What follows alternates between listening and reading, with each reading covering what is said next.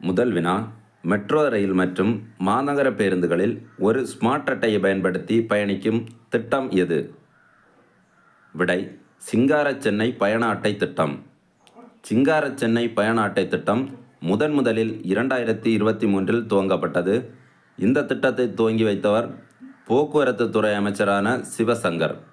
State வங்கி மூலம் முதலில் 50,000 அட்டைகள் இலவசமாக வழங்கப்பட உள்ளது. இரண்டாவது வினா, இஸ்ரோவின் புதிய தலைவராக மத்திய அரசு யாரை அறிவித்துள்ளது? விடை, வி. நாராயணன். 11வது தலைவராக அறிவிக்கப்பட்டுள்ள வி. நாராயணன் இதற்கு முன்னால் இஸ்ரோ லிக்விட் ப்ரொபல்சன் சிஸ்டத்தின் இயக்குநராக இருந்தார். குமரி மாவட்டத்தை சார்ந்தவர் வி. நாராயணன். பதவி வகிக்கும் காலம் 2 வருடங்கள். 14/1/2025 முதல் பதவியில் சேர்வார். மூன்றாவது வினா, உலகின் மிக உயரமான ரயில்வே பாலம் எது? விடை, செனாப் ரயில்வே பாலம். பாலம் கட்டும் பணி 2003 துவங்கப்பட்டு 22 ஆண்டுகள் நடைபெற்றுள்ளது.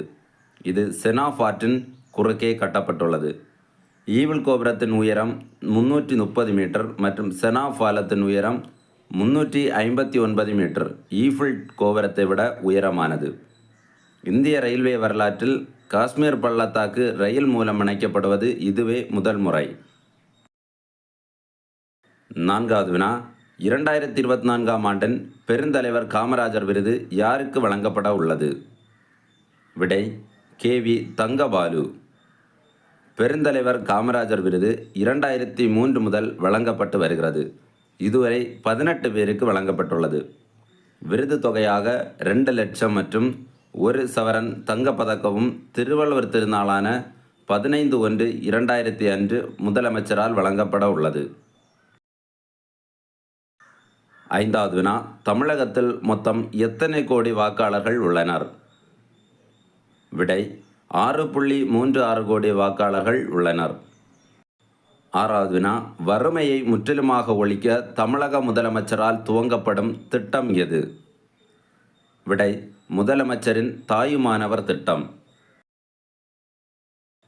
ஏழாவது வினா, பூமியின் சுழற்சி நாளாக கொண்டாடப்படும் நாள் எது? விடை, ஜனவரி 8.